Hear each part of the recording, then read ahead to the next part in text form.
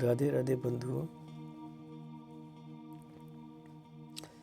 हम लोग श्रीमद् भगवद गीता यथारूप ग्रहण कर रहे हैं।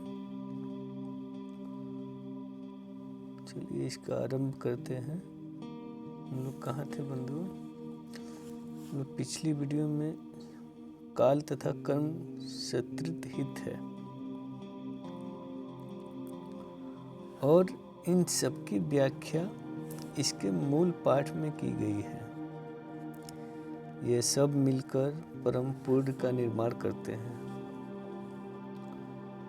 और यही परम पुरुष परम सत्य कहलाता है। यही परम पुरुष तथा परम सत्य पुरुष पुरुषोत्तम भगवान श्री कृष्ण है। सारी अभिव्यक्तियाँ उनकी विभिन्न शक्तियों के फल स्वरूप हैं। वे ही परम पुरुष हैं। भगवद गीता में यह भी बताया गया है कि निर्विशेष ब्रह्मा भी पूर्ण परम पुरुष के अधीन है। ब्रह्मांडो ही प्रतिष्ठाम अहम्। ब्रह्मा सूत्र में ब्रह्मा ही विशद व्याख्या पूर्व सूर्य की किरणों के रूप में की गई है। निर्विशेष ब्रह्मा भगवान का प्रभामय किरण समूह है। निर्विशेष ब्रह्मा पूर्व ब्रह्मा की अपूर्ण अनुभूति है और इसी तरह परमात्मा की धारणा भी है। 15वें अध्याय में यह दिखेंगे कि भगवान पुरुषोत्तम इन दोनों निर्विशेष ब्रह्मा तथा परमात्मा की आंशिक अनुभूति से बढ़कर है।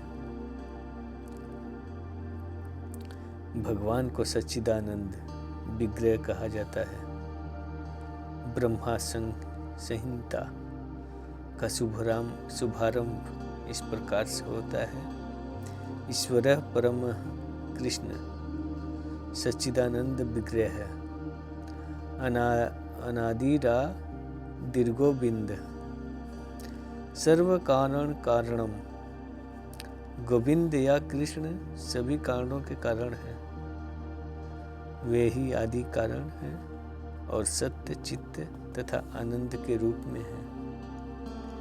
निर्विशेष ब्रह्मा उनके सत्य साक्षात हैं। साक्षात स्वरूप की अनुभूति होती है।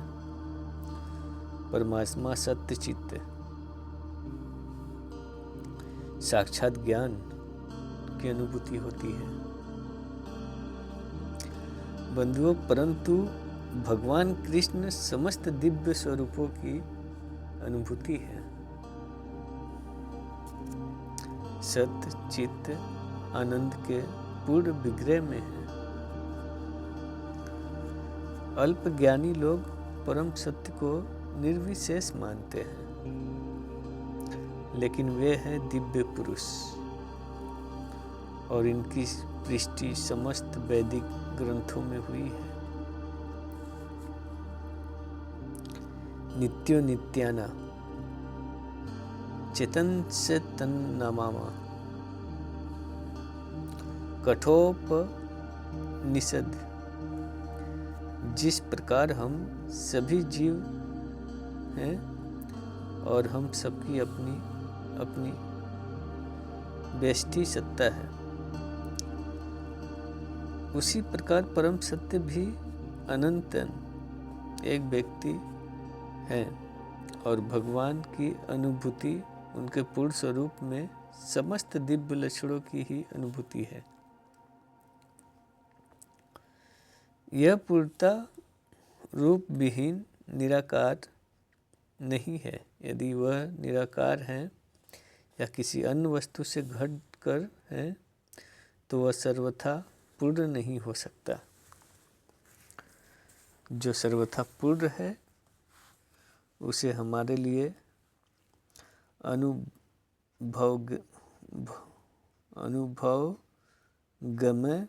तथा अनुभवित हर वस्तुओं से युक्त होना चाहिए,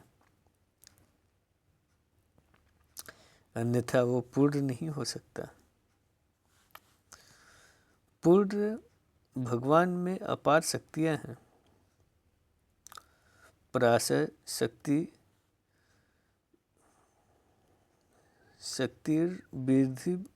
शक्तिर्विविधयो। सूर्यत कृष्ण किस प्रकार अपनी विभिन्न शक्तियों द्वारा कार्यशील है, इसकी भी व्याख्या भगवद गीता में हुई है। यह हस्य जगत या भौतिक जगत जिसमें हम रह रहे हैं, यह भी स्वयं में पूर्ण है, क्योंकि जिन 24 तत्वों से यह नश्वर ब्रह्मांड निर्मित है, वे सांख्य दर्शन के अनुसार इस ब्रह्मांड के पालन तथा धारण के लिए अपेक्षित संसाधनों से पूर्णता समन्वित है। इसमें न तो कोई बिजाई तत्व है, न ही किसी की आवश्यकता है। इस सृष्टि का अपना निजी नियत काल है।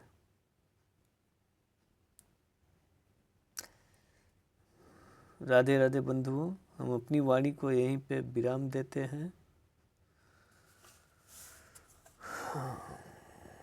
आशा है कि आपको ये वीडियो अच्छी लगी हो, और अच्छी लगी है तो चैनल को लाइक कर लें, सब्सक्राइब कर दें। राधे राधे।